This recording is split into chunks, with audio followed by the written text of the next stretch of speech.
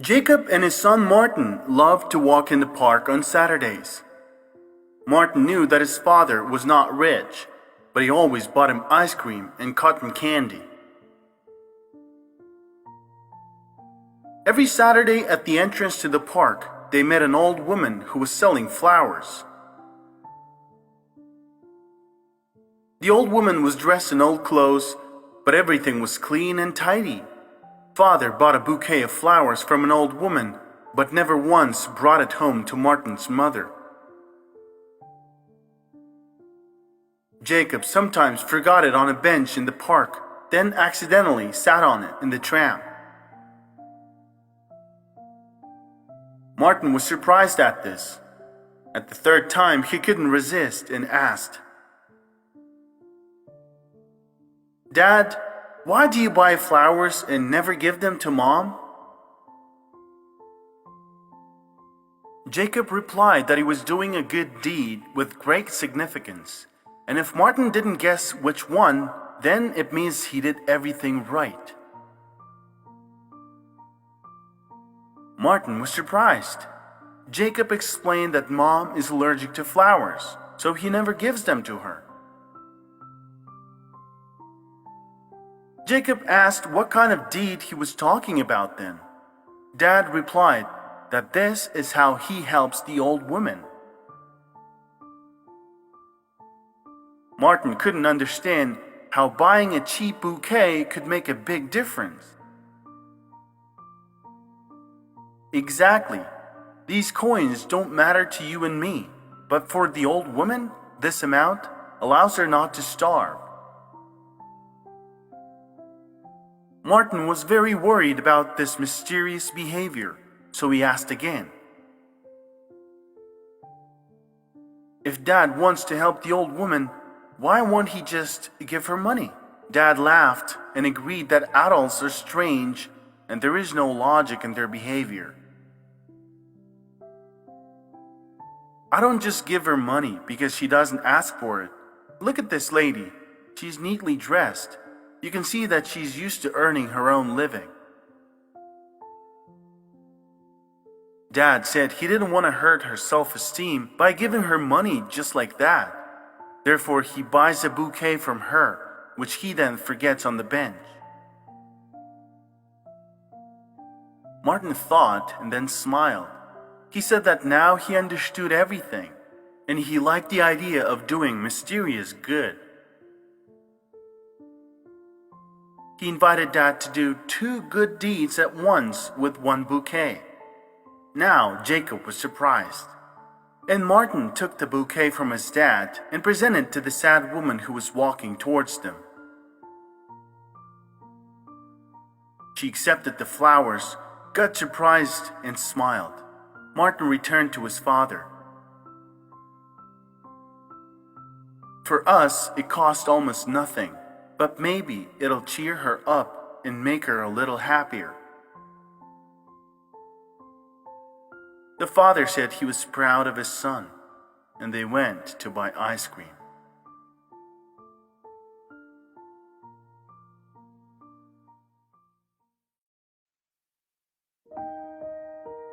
Once upon a time, there was a man who lived in this world.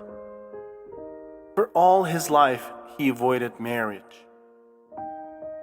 People around him were surprised. All resented him. But he never changed his mind. Years passed. The man lived a long life, grew old, and stepping over 90 years of age, he felt that it was time for him to die. So when he was lying on his bed and people gathered around, one of the guests suddenly asked, "You never got married in your long life, and you never explained why. Now, standing on the edge of life and death, tell us, if you have a secret, reveal it. Because you're leaving this world, and it won't hurt you anymore." The old man looked at the speaker and said quietly, "Yes, you're right. I have a secret. I've never been against marriage itself, but all these years I've been looking for the perfect woman. That's what my whole life has been about." The guest was surprised. "Do you mean that on our huge planet, populated by millions of people, most of whom are women, you never managed to find the one that would be perfect for you?" A tear rolled down the dying old man's cheek. He said in a fading voice, "No, I have found one after all."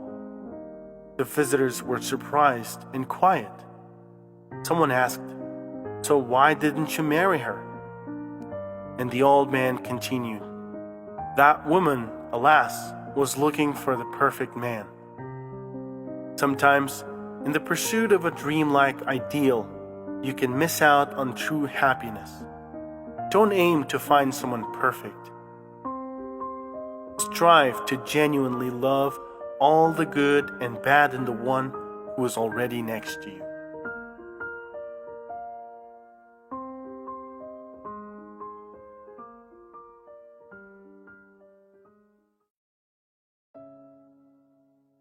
Linda and Alex bought their first apartment and decided to renovate it.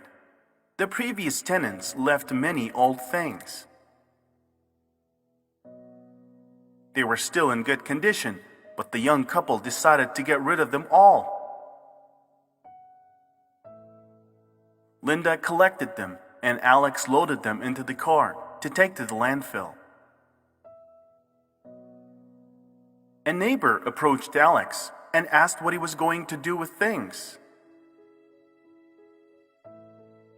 "I'll take him to the dump. My wife and I bought our first apartment, and we want everything to be new. If you need something from this, you can take it for free." The neighbor chuckled and replied that he was already old and that he had everything he needed for life. "But the things are really very good and would be useful to someone. Why don't Alex take them to the charity center?" Alex replied that he would take it, but he has little time, and he doesn't know a single center where furniture and appliances would be accepted. He asked if the neighbor would like to do that for him. The man sighed and said that at his age, there wasn't much strength for this. Linda overheard their conversation. She showed a sack containing a large trade stall. She offered to put it up next to the house and put all things there. Write a note so that anyone who needs something can pick it up for absolutely free. And if certain things aren't taken, they can take them to the dump along with the tent next week. They agreed on that. People started coming to the tent, and everyone took what they needed: furniture, clothes. But Linda and Alex were surprised when by the end of the week, other people's things appeared in the tent. Now there was a constant exchange. Someone brought something, and someone else took it. So people helped fulfill each other's needs. Linda was going to work one morning and stopped in front of the tent. There was a refrigerator in it, and a quart from it went into the apartment on the first floor. There was a sign on the refrigerator. It invited people to take anything, for they were bought in large quantities and should be eaten before they expire. A woman was standing next to the refrigerator. She took a bottle of milk and cereal for breakfast. She saw Linda and said that her family was struggling these days, and these products will help them save money before their paycheck, and she's grateful to whoever put up his tent. In the evening, Alex ran into his neighbor. They shook hands, and the guy thanked him. "Say hello and thanks to your wife," said the neighbor. "Her idea has helped many people, and now no one wants the tent of kindness to disappear from our street. By doing good for others, we become a little happier."